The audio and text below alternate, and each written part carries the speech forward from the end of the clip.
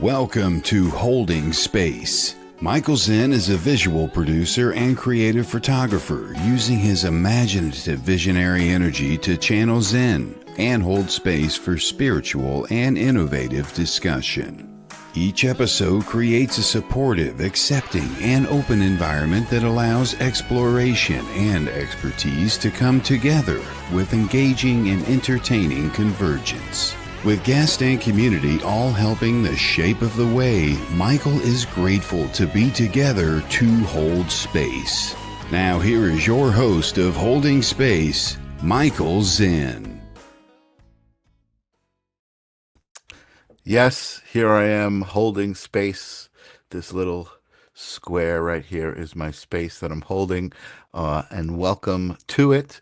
I am Michael Zinn. I am excited. It is Tuesday. It is March 17th, and I realize I've been watching a lot of shows. I watch all of these shows, and I realize I never really say what, well, I do, but I want to say I have this show to hold a space for sacred conversations that you just don't have every day in the workplace, and to hold space for amazing people in this network, the Sacred Spiral Network. What an amazing place it is to be. I see already the front row is full. I see Brenda, I see Jennifer Rose, I see Arnie, Kelly is here, I see Tim, I see Just Jody. What is happening, all you folks? Hashtag live helps us out. If you just type in the comments hashtag live, it tells the algorithm that there are people there, that they're awake, that they're interacting with the show, and that helps us to grow the community. So welcome, and pull up a chair and get comfortable. I'm excited for tonight's guest, a returning champion to the show. Colin Walker has been here before, and it's always an amazing conversation. So let's get ready for that. But before we do, let's clear out the space, anything that we don't need from today. What's up, Jennifer? What's up, Michelle? Good to see you ladies here. Carol Johnson, what's happening? Good to see you two, all live here in the moment, this intentional moment. Awesome. So I'm going to clear out the space, meaning I'm going to open it up to intentionally be that space for good conversation, elevating thoughts and planting seeds in everyone's head and sharing good vibration, and get rid of the old stuff. And I do that through, through breathing and through sound with my trusted bowl here, Sage, to clear out the space. And the breathing is bringing in the new fresh air through the nose. You could feel it in the lungs. You could feel it fill you up, and then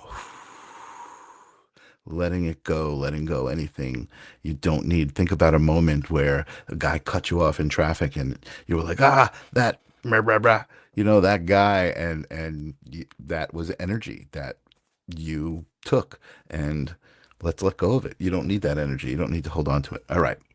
No more about what we're doing. Let's just do it. 3 breaths in and out together. Let's do it. In through the nose. Nice deep breath, and then push it out. Feel your shoulders relax when you do that. Oh, it feels so good. Another one in. Hold it up at the top. Let it out. Even that sound, you can feel it when you make sound, and just let out the sound. You could feel it leave. Last one together. In through the nose up to the top, and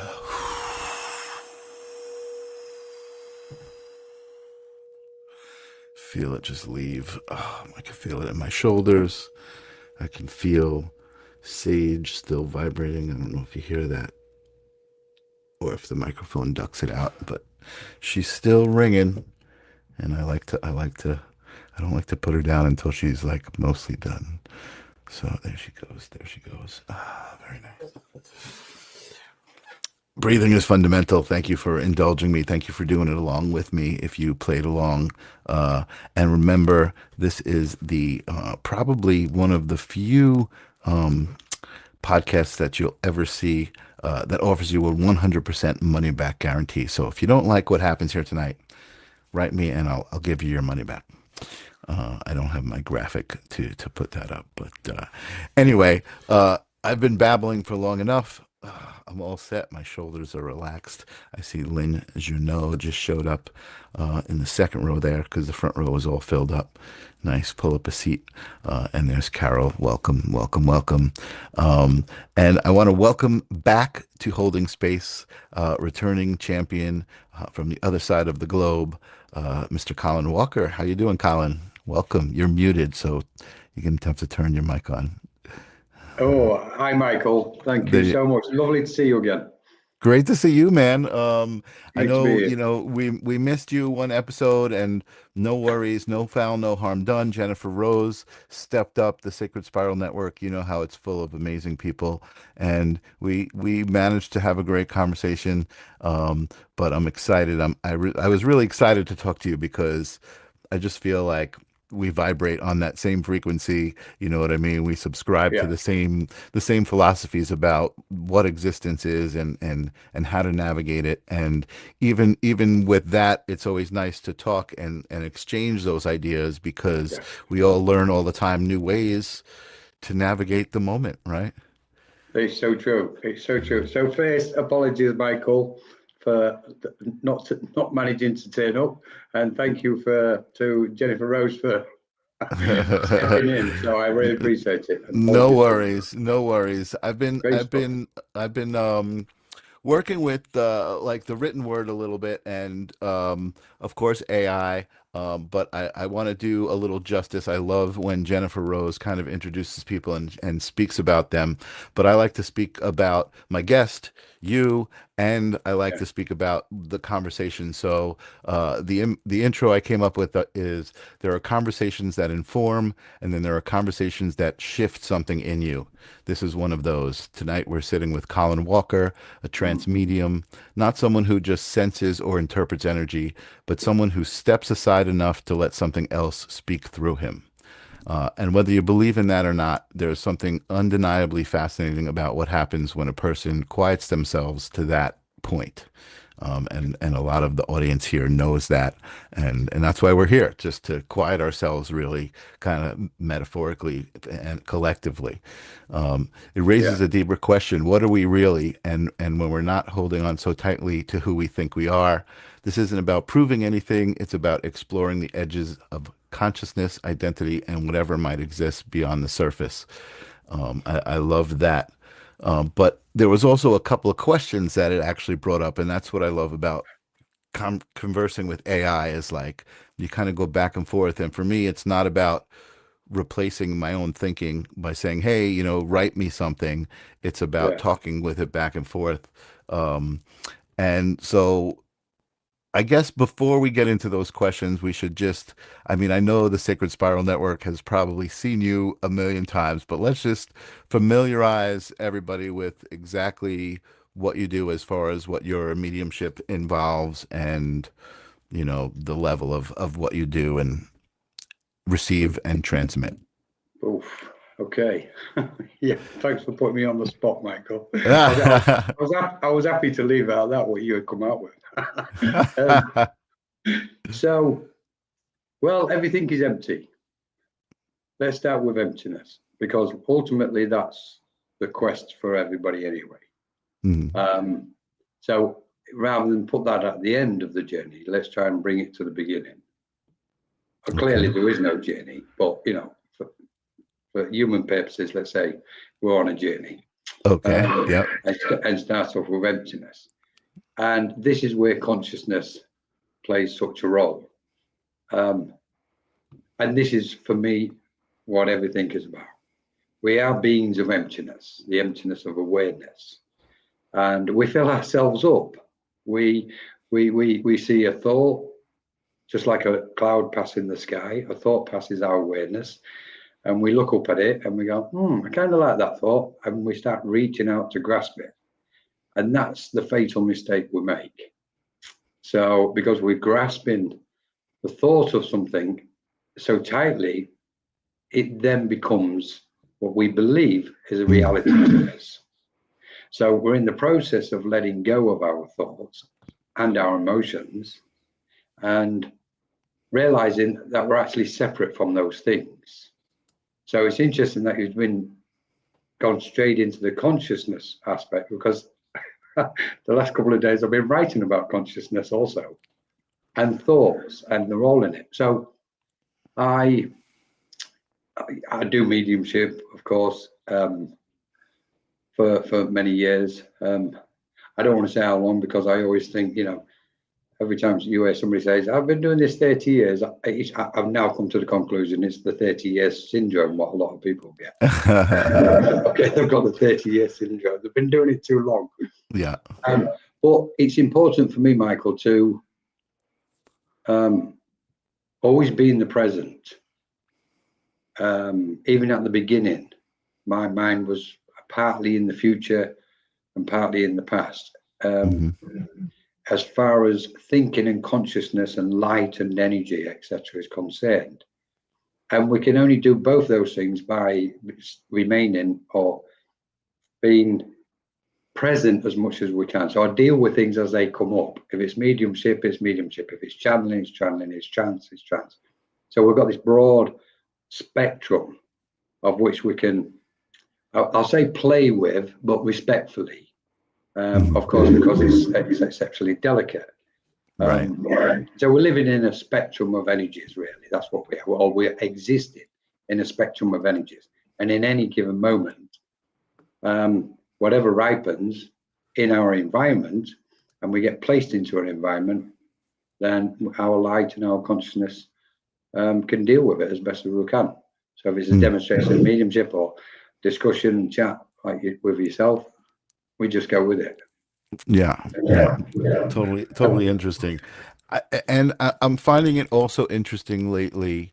What you said kind of is connected to that about like nothing, and like our thoughts, like we grasp at our thoughts and then we become it becomes something that we're connected to, or that we're trying to hold on to, an idea, and the idea that really like the power comes from letting go of that connection, right? Like just being able to observe the thought and not have any connection to it other than you're the observer of it. I guess that is the connection, right? It's very interesting, I think, in this realm of conversation to understand certain things, right? But still be bound to the three-dimensional realm and the three-dimensional language, and to try to describe it. That's where I find, my navigation is kind of focused now, trying to figure out what words to use and everything, because I feel like the universal language is a feeling, right? And that's even a word that I'm bound to trying to use to describe it, right? But it's a feeling or a knowing more than any sort of words or wisdom, right? It's just being connected to that information. Totally. Yeah, it's what we're doing. I mean, initially, this awakening was taking place, this cosmic shift, if you like, on the planet and obviously elsewhere in all dimensions. I should imagine in all dimensions, because I don't think anything is exclusive to us. Despite some minds thinking they're the center of the universe, on one level they may be, on another it's far from the truth. It's not all about ourselves; it's about the collective. So this awakening is doing one thing: it's inspiring humanity, ourselves, to empty ourselves. That's why we've got shadow work, letting go, healing. In effect, we're not letting go. We're actually transforming the energy of what we've collected, of the experiences which we've chosen to put ourselves through. So, in effect, what we're doing is going, okay, I'm going to land on this planet. I need to create this physical form, because that's going to, hold me steady like a diving suit, with these lead weights on, and it's going to hold me steady in that density of existence. And I'm going to take on these experiences because I wish to expand my awareness, so to speak. Whether we say as a soul or as a consciousness, it's open. Well, I like that diving suit metaphor. That's kind of cool. Yeah, yeah. Yeah. And again, it's interesting.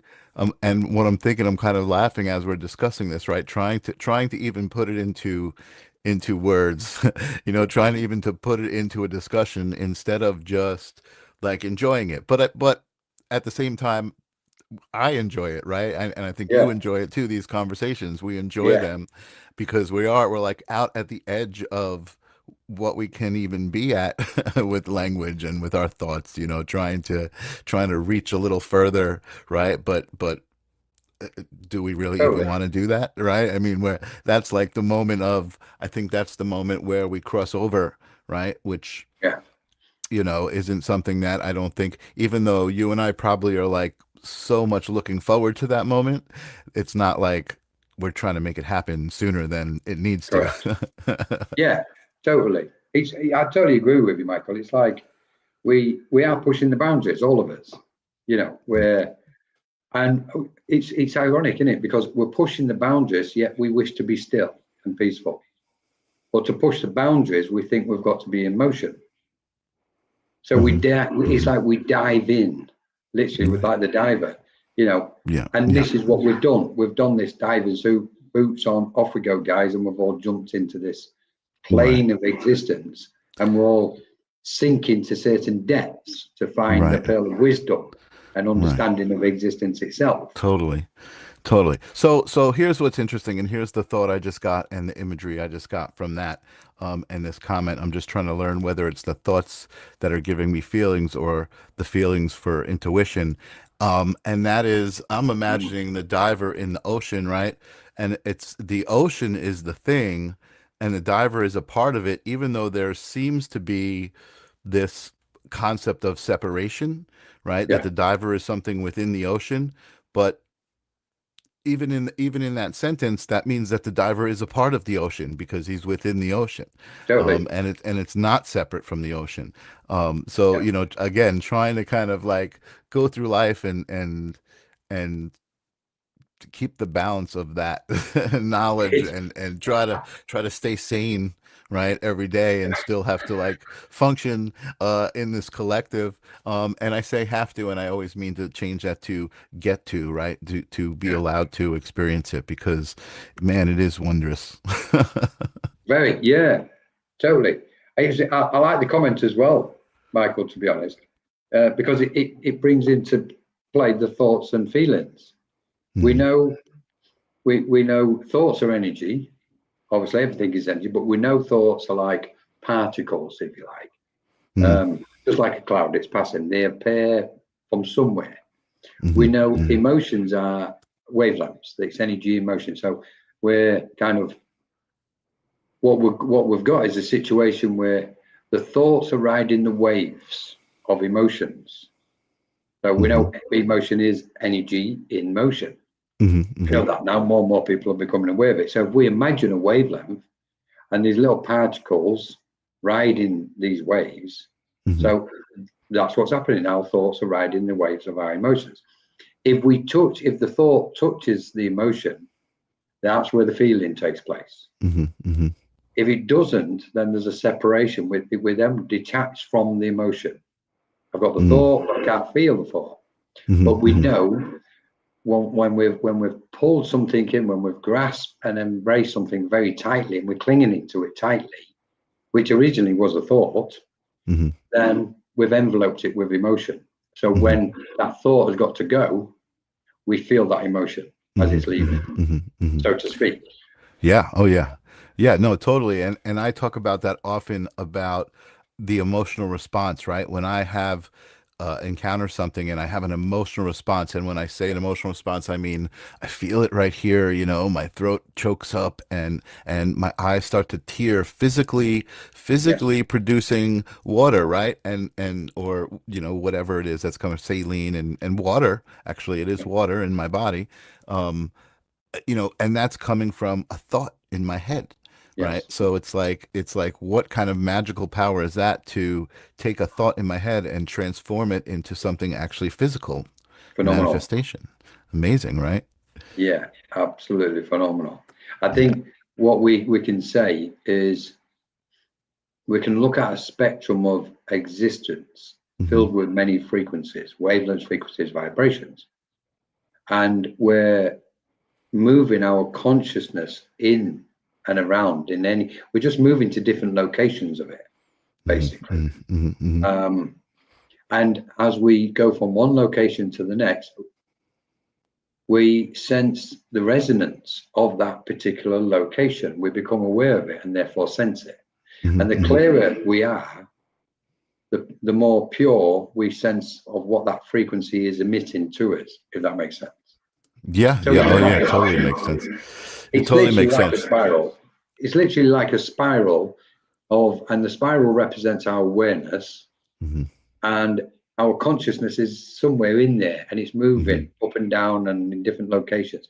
And as soon as we pause our consciousness at a particular point on the spiral, we're sensing the resonance of that frequency at that point of our awareness, our own awareness, basically. Yeah, as it senses everything. Yeah, totally. Yeah, and man, Colin, I knew this would happen. My mind is going in 25 different directions, right? Where I can talk about the idea of that spiral and the representation of our own essence, but different frequencies of our own essence, in parts of that spiral, even possibly as what we might call aliens, right? Yes. Like that's Let's just go there. us, right? Like that's just us in another Let's go there, frequency, right? You know what I mean? Like there's so many ways to go. And then I saw some people in the comments talking about, not to mention the water in the body. So water specifically has been something that's been coming up into my awareness, my vortex, things that I watch, talking about the connection of water to consciousness, to information, right? How water holds information. Even it was an experiment I was listening to where there was some chemicals in one body of water, and they diluted it and diluted it and diluted it, and then till it was basically water, and then put it next to another container that was just water, but the information of this chemical went into the DNA of the regular water, so it somehow transferred the information, right? And so for me, in all of these experiments, these thought experiments, trying to figure out what is consciousness, right? Consciousness to me is the whole of information, like anything that can be known, will be known, was known, like that's consciousness to me. And again, we're kind of, like you said, like somewhere within that, we're tuning into that locale, I guess you could say, of the consciousness and experiencing it. And then oh man, my mind is racing. And then the idea of how we all collectively contribute to that, right? Like all of our thoughts are collective and now contributing to the physical constraints and manifestation of what the world looks like, what the physical world looks like. What this looks like right here, this idea of we're both on our computer at home, transmitting across the internet, right?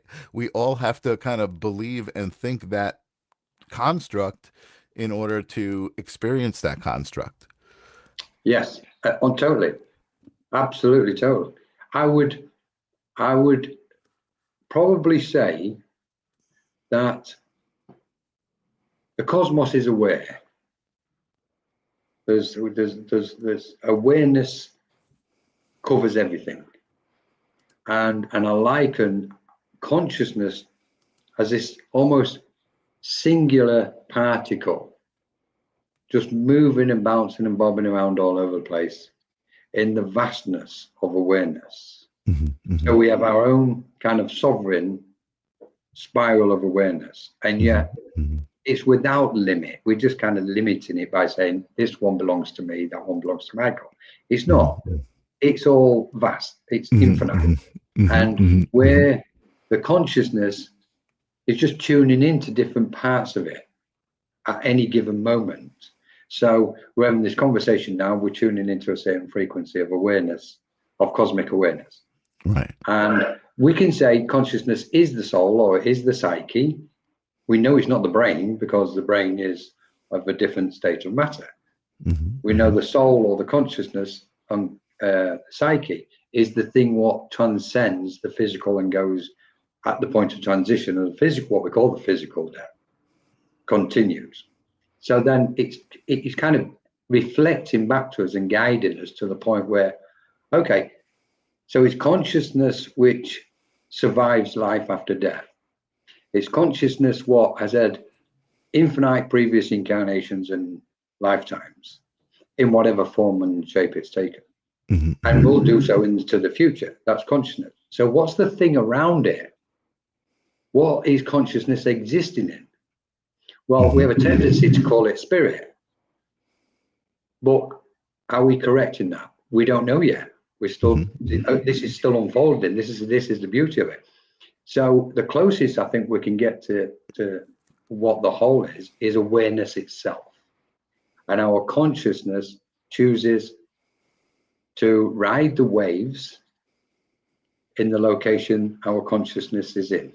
Whether it's in the physical body, whether it's external, discarnate, or in any environment out there in that multitude of dimensions and realms, you know. We know we've got what's referred to as a higher self, which then indicates to us, and yet the higher self is not a singularity, because that too is made up of many different frequencies and vibrations. So there's not a singular higher self, but it's telling us then there's different frequencies what we can attune to, which we can refer to as the higher self or an aspect. So at that point, what we're doing is opening up and expanding and discovering. And I totally agree with what you said earlier, Michael. This is phenomenal stuff. This is absolutely, you know, this is almost, we're bordering on bliss until we step into bliss itself. Right. And because we are bliss. We can say we are bliss. Yeah, and interestingly enough too, I've heard I've heard explanations in the past couple of weeks that kind of resonated with me, and one of those was, you know, the idea of us being a fractal of source that was broken off specifically to experience itself, right? Yeah. The idea of that is like almost like you were saying, like, oh, there is this one source, right? But really, if you think about it, that one source is the collective of all of the energy of all of the sources. So you know, we're all, it's like, if you look at the scientific definition of what a hologram is, right? In a hologram, each cell of the hologram has the information of the whole three-dimensional image. It has all of the information, but it just represents a different point in that three-dimensional space representation. And that, I think that's why people talk about we're living in a hologram, we're in a simulation, right? It's a metaphor for that idea that each one of us holds the entirety of everything, all of information, but we're only here specifically to resonate and receive and transmit the individual essence of what we are. Yeah, and I'm not, I don't even know what the hell I'm saying. It's just kind of coming out as I'm thinking about this. Well, I'm listening. I'm understanding what you're saying, Michael. Perfect. So it makes sense. So that means that it's coming from somewhere, right? Exactly. There's this field of information that it's coming from, and we're just trying to all figure it out and help each other interpret it, and we're experiencing it live right here on Holding Space. And yeah, we are definitely. My understanding of it is, well, of course, we're not broken. You know, we're not broken. We haven't broken a bit off our higher self, so to speak, and just go, okay, I'm going to break a bit off. I'm off over there. I get why, because in the gradual unfoldment of understanding truth and the reality of existence, of course, our perception senses or becomes aware of different aspects. So we piece the jigsaw puzzle, and that gives us a result at the end of it. Mm-hmm. And all results have got their own limitations. So what we're looking at here is this. It's more than an unfoldment. It's this opening up, which is saying, forget all limitations now. Because we know they've all been self-imposed, or mainly we know the conditions, of the environment have been imposed on us, but ultimately we've allowed any limitations upon us from our own side, not the external. So what we're looking at here is, okay, guys, there's no limits here. Let's just dance. Let's just expand. Let's become the cosmos, because that's what we are. And we say, okay, what is the cosmos? Well, it's aware. It's awareness itself. Okay, then. It's almost like it's like the doors to the ballroom's just open. And it's like, off we go. We're going in. Let's have a dance properly then. Yeah. I don't know if he's watching. I have a friend, Angelo, who he thinks these thoughts and then he calls me and he's like, I got it. I got the answer. And then we talk for 3 minutes and then he's like, nope, I got other questions. Yeah. And it's great. I love that. But speaking of water, this is interesting too. And many people might be familiar with this. Dr. Emoto, yes, that's who it was, Masaru Emoto, claimed human consciousness, emotions, and words can physically change the molecular structure of water. So most of you guys are probably familiar with that experiment, but if you're not, basically he would expose water to vibrations of intention, right? Like either telling it, I hate you, you're ugly, you know, and negative things. And then he would expose, you're beautiful, I love you, other water, and freeze it. And then the molecular structure of the crystals that would form reflected beauty in the positive and chaos in the negative. And it's just even the idea to me of thinking of doing that, right, is tapping into that information field.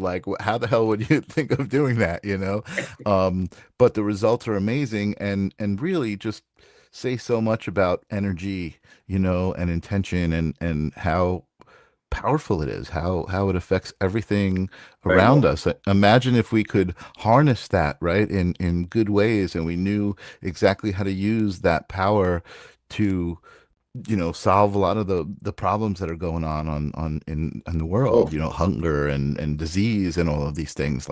We could eliminate that. And I think as I'm saying that, I think that's where we're headed to. And when I say that's where we're headed to, I think the people who believe that's where they're headed to. and the people who believe otherwise are headed to what they believe, and creating reality is the theme of my other show, because I really believe that we contribute so much to what we experience, if not everything. Yes, totally. Totally. Got a beautiful point, Jennifer McCormack. Hi, Jennifer. Michael and Jennifer Mack. Hello, everybody. Thanks for joining us. This is a really good point. I like the bit when I learned this one years ago, I heard of it years ago. It was obviously there's a warning coming with that one in there. If we're 60-75% water, be careful what you think. Because that's exactly what it's doing. We're imputing the thought onto it. Going to the creation bit, Michael, I think we're doing it. Our presence is already changing the environment. We can send love out, we can send healing. That's all fine, and it's absolutely wonderful. But the best thing we can do is really get all these layers off from around us and free the soul, free the consciousness up. And just whatever environment we're in, that what we're emitting is changing the environment. So all of us on the planet at the moment are contributing in ways that the human mind and the ordinary mind, respectfully, the human mind simply just can't comprehend what we're doing at this minute on the planet. Our consciousness on the finer frequencies, i.e. what's normally referred to as the higher frequencies. I don't always like to call them the high or lower frequencies, but it fits because the mind understands it a bit better. But they're either finer frequencies or denser to me. So the higher the finer the frequency we're emitting, then that's just radiating across the planet. It's not just going in our local space, in the room around us, or the light we emit there's no limit on it. It's infinite.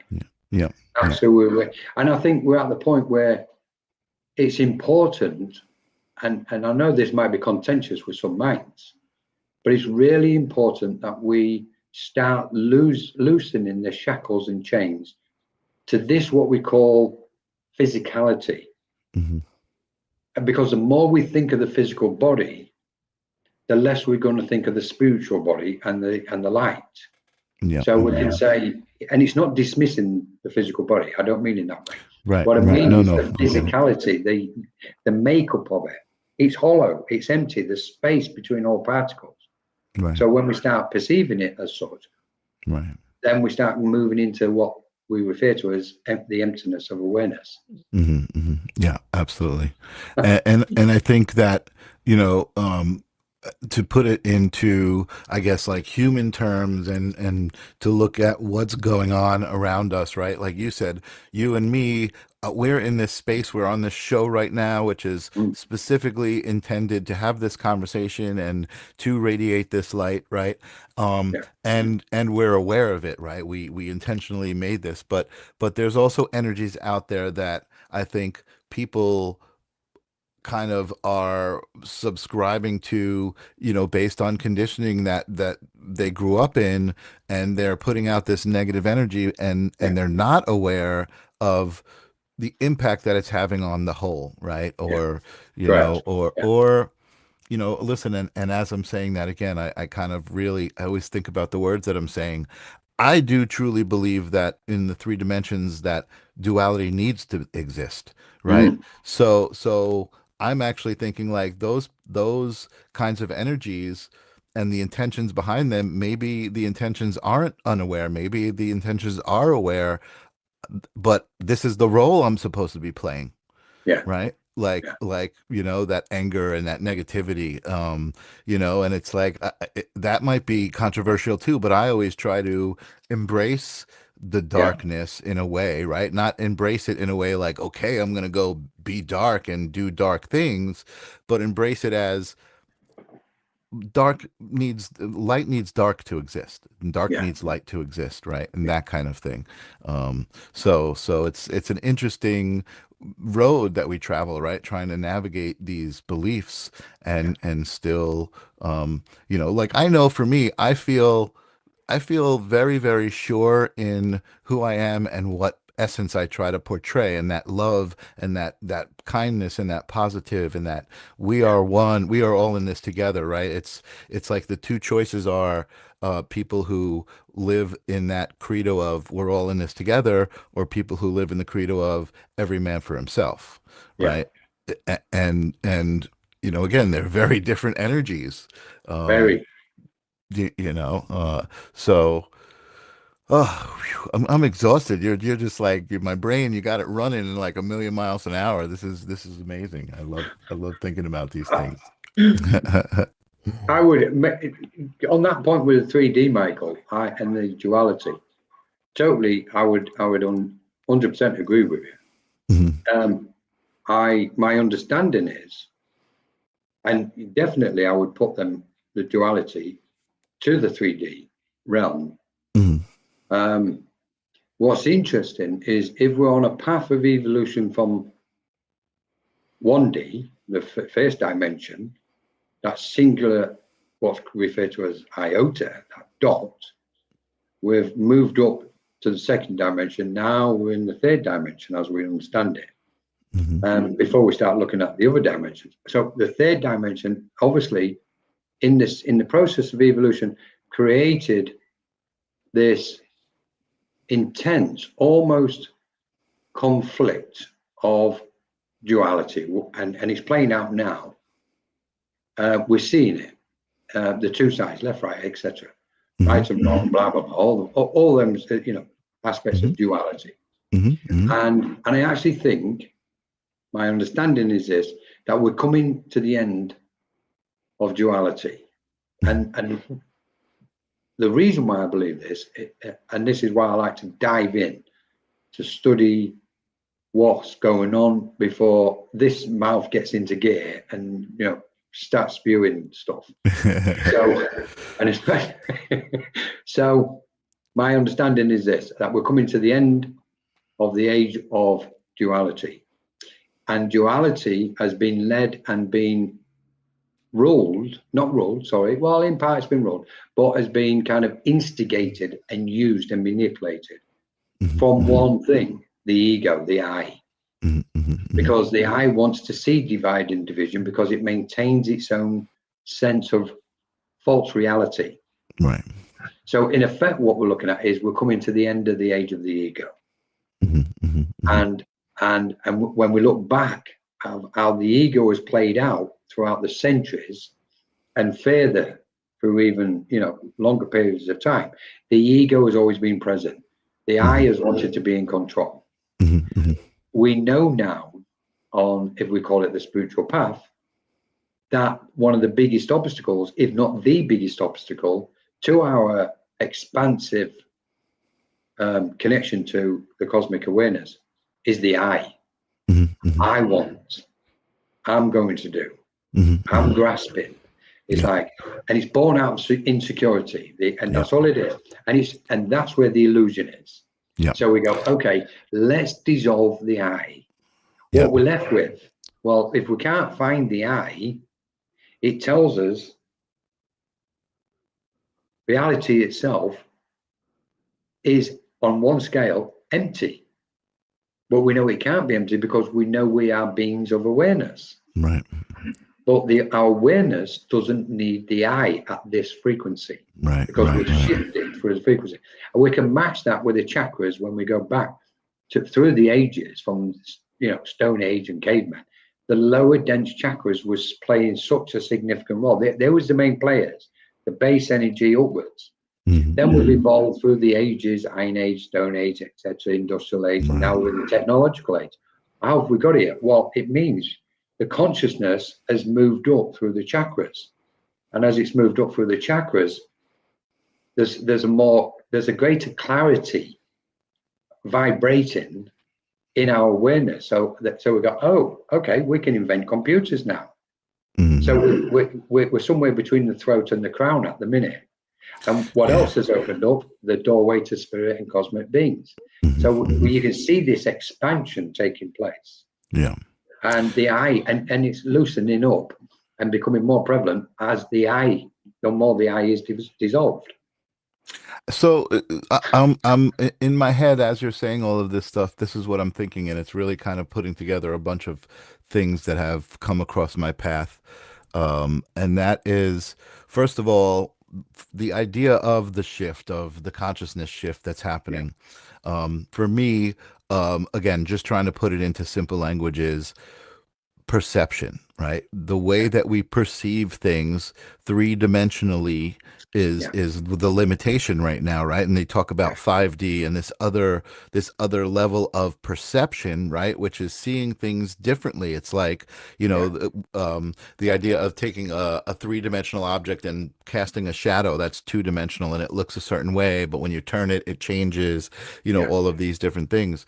So what you're talking about here, I think, is significant and ties in with the I, the ego, the idea of separation, right, on one hand, and the idea of a collective or connectedness. Everything is connected, and the I doesn't want to submit to that, because then where is the I? It doesn't exist, right?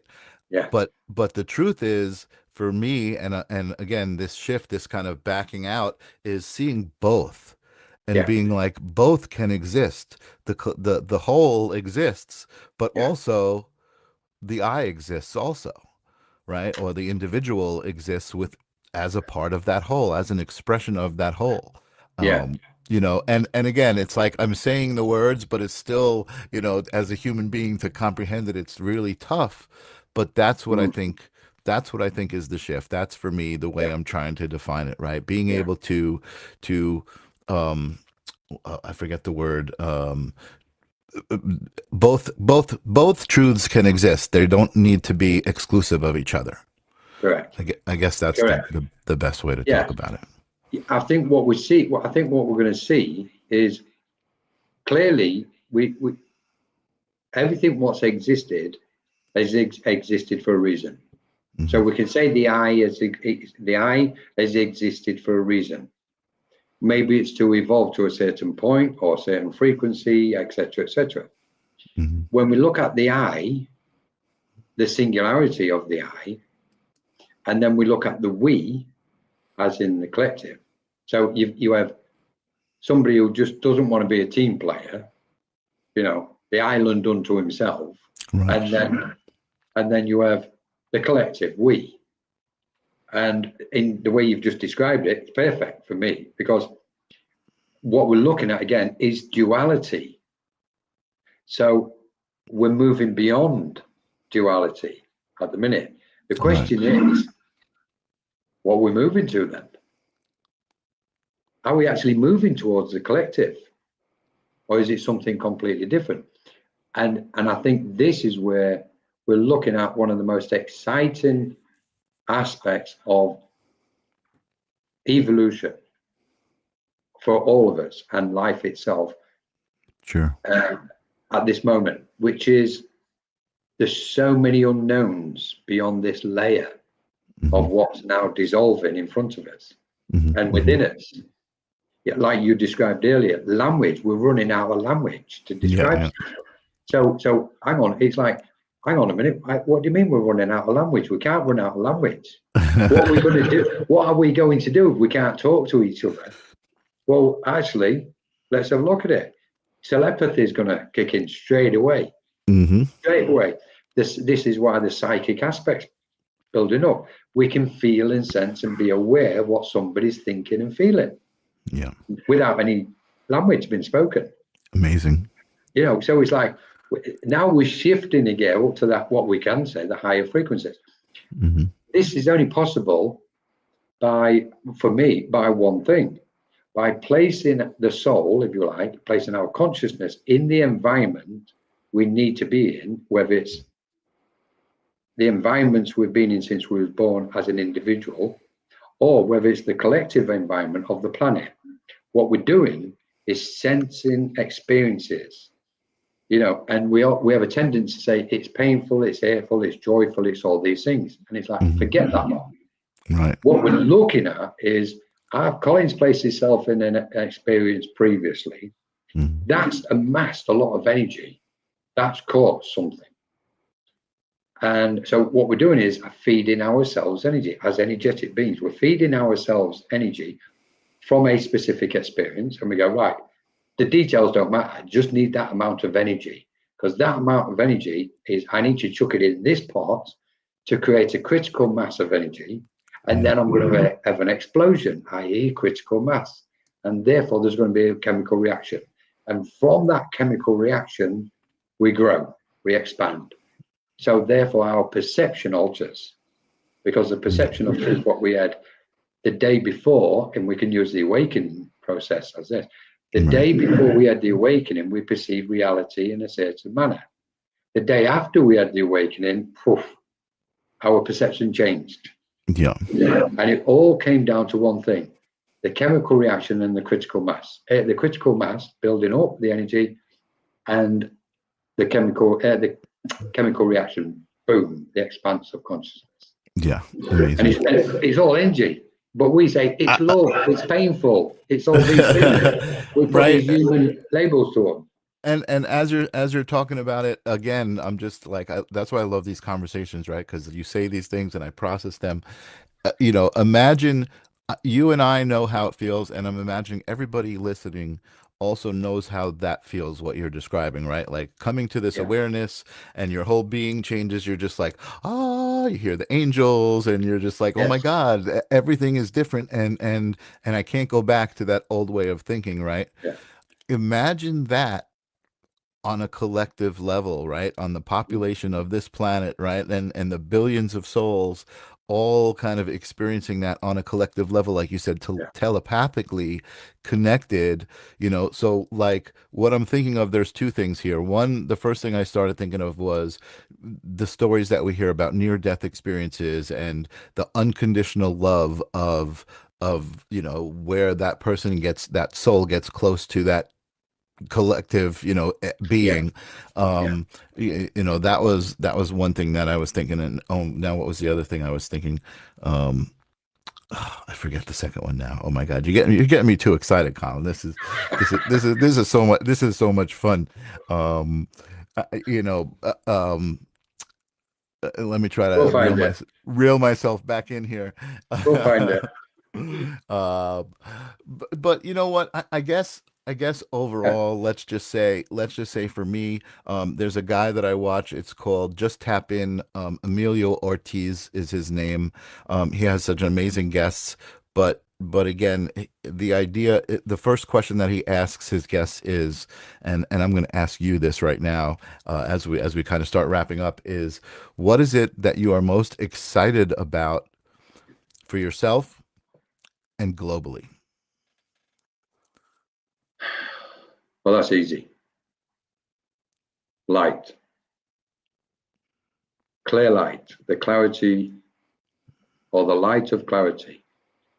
Because when we speak of light, we're speaking of clarity, and clarity is what gives us peace and bliss and joy and all those wonderful things.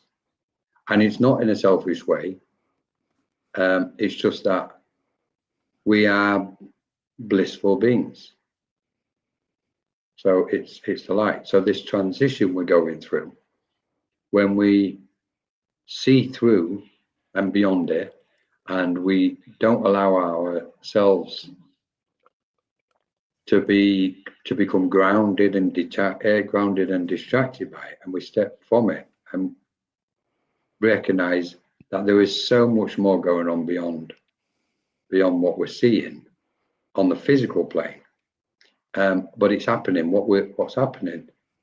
The event is happening on the physical plane. It's just that many people don't perceive the reality of it with their human eyes, but they know something is happening.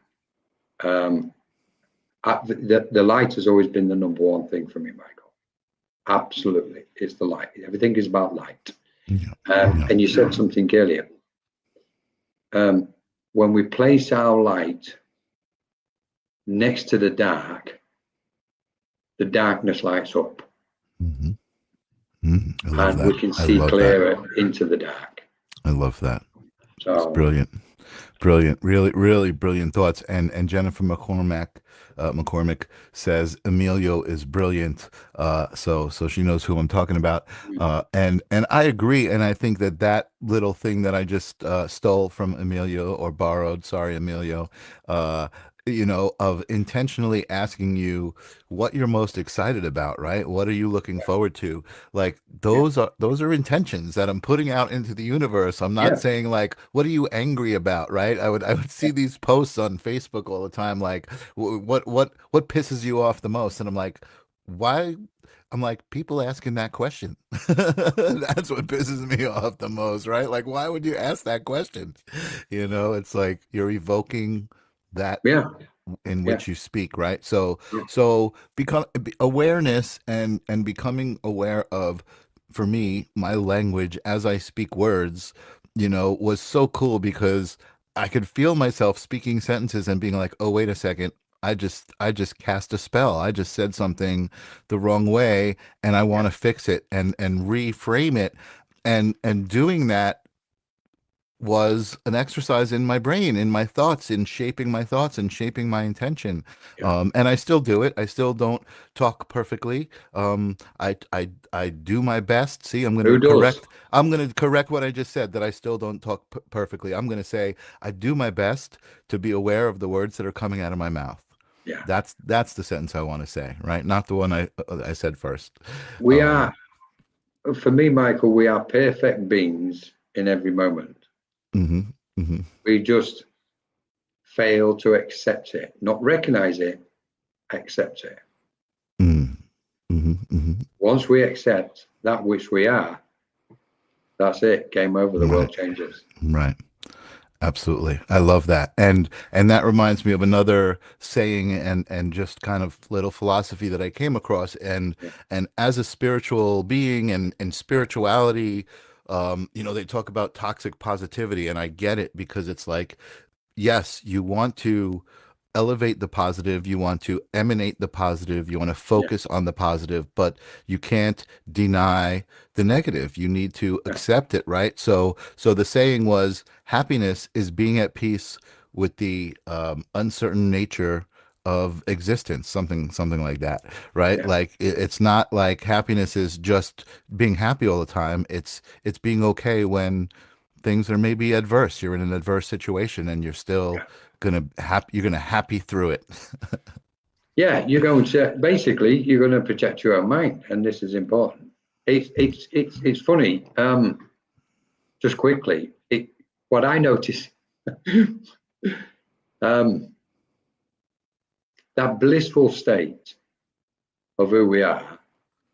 I think we're on the fringes of it. I think humanity is on the fringes of it, and it will be all encompassing, and there'll be a new understanding of how light and dark actually work. I think Yeah. everybody's still searching to understand what it is. But no, we still don't know what light is. They still don't know whether it's a light, a wave, or a particle. Right. No, I love what you're saying, and I love even thinking about it, right? And I'm trying to imagine this existence where human beings are telepathically connected, and everybody is, it doesn't matter what they're thinking. It's not good or bad. And you popped out. I'm imagining you're going to come back, but to continue the thought, like, it doesn't matter good or bad. It's just this connectedness, and there you are. You're back. Yeah. It was not me. I don't know what happened there. Yeah, no worries, no worries. But I agree. I feel like once we can tune our perception to that, right? The good and bad doesn't matter. They're all part of the same frequency. They're Yeah. this thing, Yeah. and this thing is perfect, right? I think that's what I'm looking forward to. I'm totally looking forward to it. And I heard also recently you were talking about telepathy. The telepathy tapes. I'm sure you're familiar with the telepathy tapes. Yeah. I did not know this, but at one point it was the number one podcast uh in the world or something. Well, And that makes me so happy that people are open, to yeah. hearing these things. And I mean, obviously you and I have been in this community and seen so many people stepping into their own intuitive gifts, psychic gifts, Yeah. channeling gifts, all of these people opening up to it. And then even more, like you said, as people are opening up to it, just their presence in their group of friends is inspiring the other people to be open to those frequencies and explore them, either by just asking questions and believing, or even wanting to exercise their own intuitive gifts, and explore. We've got a positive. It's like a positive virus spreading across the planet. Mm, mhm, And mhm. it's yeah, it's enthralling to be a part of, to say the Yeah, least. And there's nothing to worry about at all. We don't need to worry at all, yeah, none of it, about yeah, one single thing. The spiritual guides say it to us. They go, look, you lot worry too much down there. yeah, yeah, And you go, and so you go, okay, it's okay. And they just cut you off and go, but you still worry. You don't need to. You do not need to worry. Everything is okay. And you go, okay. We need to get into So that so space. so there you need to be okay with worrying. You need to, you're like, okay, I'm worried, but it doesn't matter that I'm worrying because it's all going to end up the same way anyway. Everything is going to end up exactly how it is.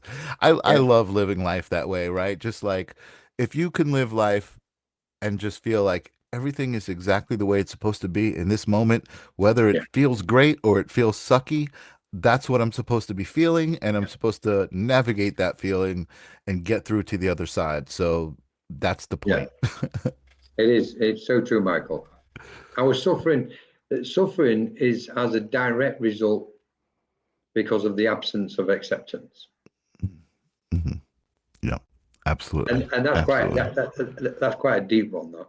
Yeah, yeah, but and it's true, and sometimes it's easier to say than feel these things because you Yeah. might be like right now we're not in that right now we're not in a suffering situation. I'm having a No. blast talking to a good friend of mine across the Yeah. globe, about my favorite subject, so I'm not suffering at all. But Yeah. in that moment, it might not feel that way, right? So. Yeah. But that's great. I love Except, that. And actually, I'm gonna wrap it up with that thought. I think that thought is great. That's a beautiful way to end this conversation. fantastic. And self-awareness, right? Just be aware of the thoughts that you're thinking, and you know, you'll start to realize like, why would I even choose suffering, as an option? Why would I choose that? Beautiful, beautiful, beautiful. Colin, I love talking to you. I can't wait to do it again. I'm sure you'll be back. We'll have many conversations. It's always great spending an hour with you. So thank you And for being yourself, here. Michael. Really enjoy it. So you have to. We've created a new platform called the Cosmic Lounge, and it's literally for discussions and these sort of live chats and podcasts. Oh So yeah, where is that? Actually, you know what? I'm gonna put up. I know you don't have a personal website, but I did see that you were a part of this etheric web group. Are you yeah, still a part of that?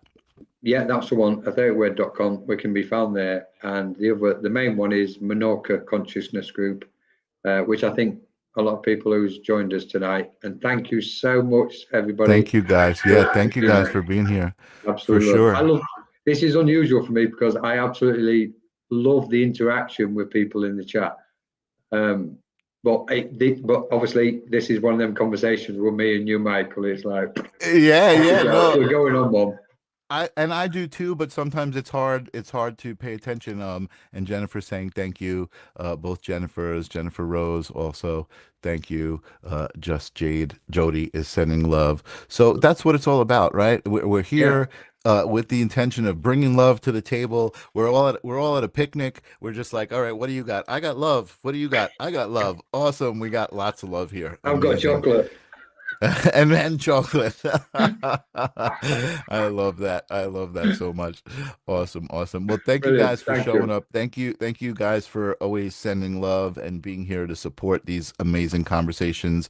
Thank you guys for being love. I'm imagining that all of you guys are Yeah, out there in the world, just being as much light as you can, like Colin was saying, and I thank you for it because that's how this is all going to get better. Everybody contributing yeah. love and being love.